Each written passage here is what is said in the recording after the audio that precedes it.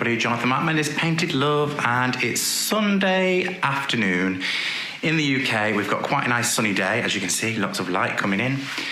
And I thought I would take you on one of my journeys of practicing. So, like most, I spend a lot of time perfecting some of my techniques, one of which is the marble. And today, I'm trying a very different colourway. It's a darker colourway. Lots of people in my academy have been asking me about the graphite marble. Yeah, so this is a little bit tougher because the colours are saturated, so they're much darker.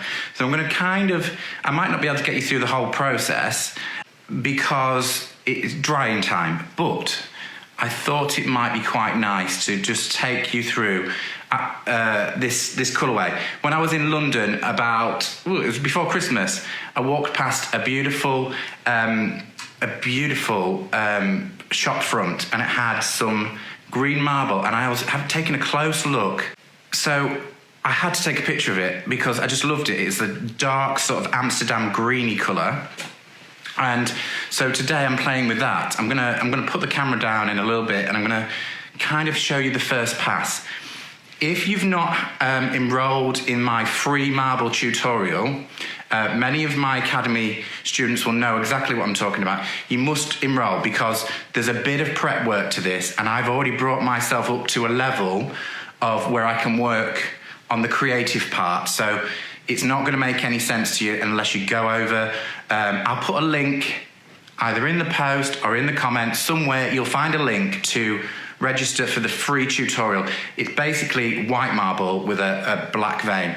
So please do, if you haven't done it, enroll on that. You'll be able to see it. It's free of charge on me. It's a very nervousy. When I did that, it was my first tutorial, and I was very nervous. I hope you don't notice. So take a look at that. It'll explain the layers. The only thing that we do different that we speak about in the academy on the prep work, and you'll understand this when you go in, I use lacquer, which really needs 24 hours to kind of really harden. And that's just you'll know it's about layering 2 coats of paint to seal down with the lacquer. Nowadays, I just go instantly with wax. So anybody that's done it, wax is fine. People keep on asking me, wax in between the layers and then buff it really well. So when you come to the bit where it's lacquer, you can use wax, either or. It's entirely up to you. It'll make sense when you look there. So without further ado, I'm gonna talk you through what I'm doing right down here. Hi everyone, me upside down. So this is the board I'm working on. If you can't see the full thing, swipe the comments to the side. So on here, I've got, this is really a little bit similar to my smoky blend tutorial. So if any of you've done the smoky blend tutorial, all I've done here, there's a little bit of graphite in areas. There's also Amsterdam green, also furl, so there's some lighter areas. And what I've done is I've used a really fine sanding pad, and I've just taken any of the lumps and bumps. That's why it looks a bit smoky. But if you want to know how to do this overall look, it's kind of like my smoky blend. I'm going to try and not let this wobble. So a bit smoky blend. So there's patches of dark and light green. And but there is, again, there's a process underneath this that you need to find out before. So hop over. And I thought what I'd do is I'd go for a Paris grey vein. And all I'm going to do that is I'm going to prep. I've got a lovely spray bottle, and this is just going to add moisture back. You'll see the colours a little bit back like this because it still had a bit of dustiness to it. So you can see what colours I've got. It's drying quick. Can you see? Oh yeah, you can see that lovely sort of pass of light through there. That's the furl. And then I'm going to mix up in a bowl some Paris grey. So this is for my vein colour. You cannot use chalk paint straight out of the can. I think it would be too thick. Depending on which brand you're using, you're going to have to play around with this. And all I'm going to do is mix like a wash, really, a lovely soft wash. Where's a brush to mix it? We'll use this big brush. So the consistency wants to be about single cream. It needs to be enough pigment, but loose. So it basically, a bit more, it just wants to fall off the brush. If you dilute this too much, your paint will just wash away. That's quite good for me. So it's just, yeah, it just would trickle off the brush. That's where we want it. So that's that. And what else I've got here? I've got some old cotton cloth, and I've got my big synthetic brush. In the academy, we also did this with a natural bristle brush, which works perfectly fine. But one of these cheap synthetic wide brushes is probably now, after doing it a lot of times, is where I would go. So something like this. So this I picked up really cheap. So let's add the first pass of veins on this. All I would be doing is kind of going across, always in a 45-degree angle for marble. It just somehow looks a lot better. Everything in my bones tells me to go this way, which I'm going to go this way, even though I did my smoky blendy technique that way. But I'm not going to worry about it. I'm just going to go for it. So, plenty of moisture. Now, if you don't prep this properly, as seen in the free tutorial, you won't be able to do this. So, plenty of moisture. And then I'm going to use my cloth just to take any excess where there's puddles. I'm going to go with a small brush for this. I'll pop that there. And I'm just going to go 45-degree angle, and I'm just going to put my first vein in, and I'm just going to go across. Pigment, you have to top up. And I'm just holding the brush at the end, and then maybe just pushing the brush and dragging and all sorts of weird stuff. Like so. And this is just really to make the first soft pass. It'll add you, basically, it will help you with choosing where to put these veins when we go into more detail. So, I'm not, as you can see, look, I'm really not worrying about it too much, because what I'm going to do is with my cloth, I'm going to soften these. So I'm patting away, like so. You'll know if there's not enough moisture on this board because the chalk paint will absorb itself.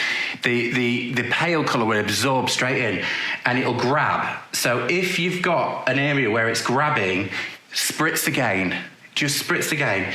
And then this is where this brush comes in handy. What we're going to do with this brush is any what way, we're dragging it and pulling it around. And what you'll see is it'll just soften into the background. But as you can see on the darker colours, as with graphite, it's grabbed here. So all I'm going to do here is just spritz that area. And I've got heaters right above this, this camera. So it dries quick here. The open time is very minimal with my heat. So all this is to do is add a shadow of something deep beneath. And also, what I would suggest you do, you take your cloth and you offload some of this pigment. Like so. Because it builds up, it pulls the green away, or whatever colour you're using, it pulls it away from the area that you're working on.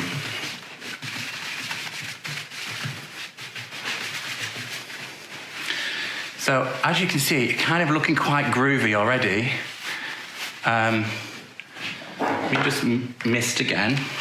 So you don't have to be worried about pulling too much paint off. If you've done the prep work, it will all be fine.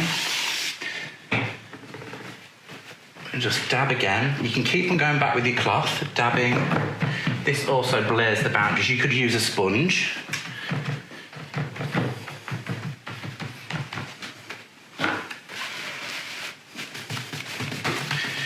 And these are just like the highlights in the marble.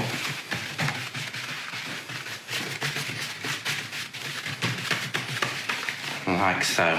So can you see already it's begun, and this is just the first pass. I'm just working on the first pass.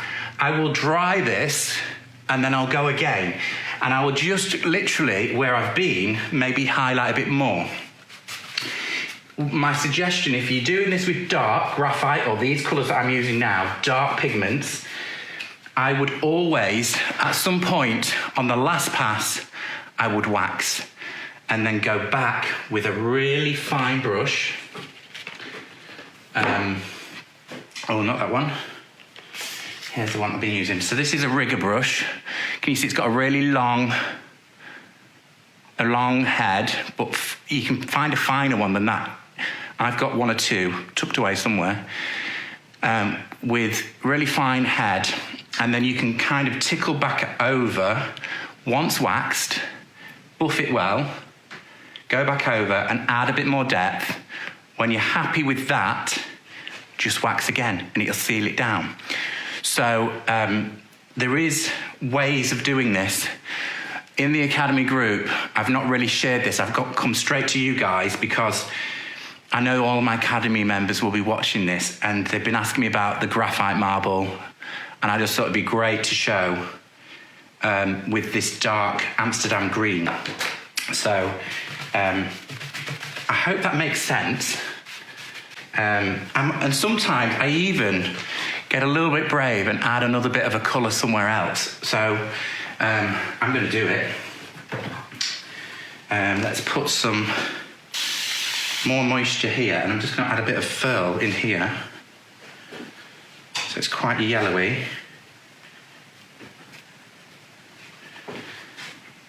A little bit up here.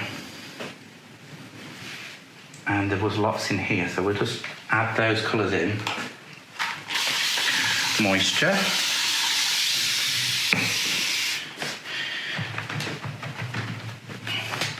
Tap them in. Clear the brush.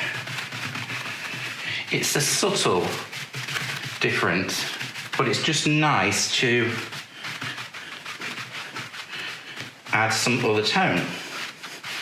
I'm going to go back for the Paris grey.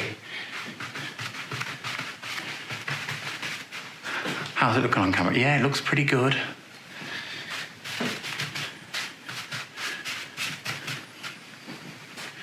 I'm happy. Keep on working it. So as you can see, some of these are nearly fading away, these Paris greys. So I'm going to go back a little bit heavier in certain areas. And then on the last pass, I'm going to wax and then go back again with real fine detail. So let's go back for some more Paris grey. And I'm going to kind of follow where I've already been. So I kind of went over here.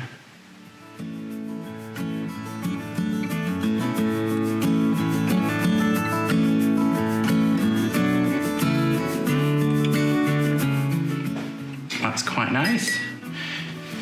And we're going to connect back in here.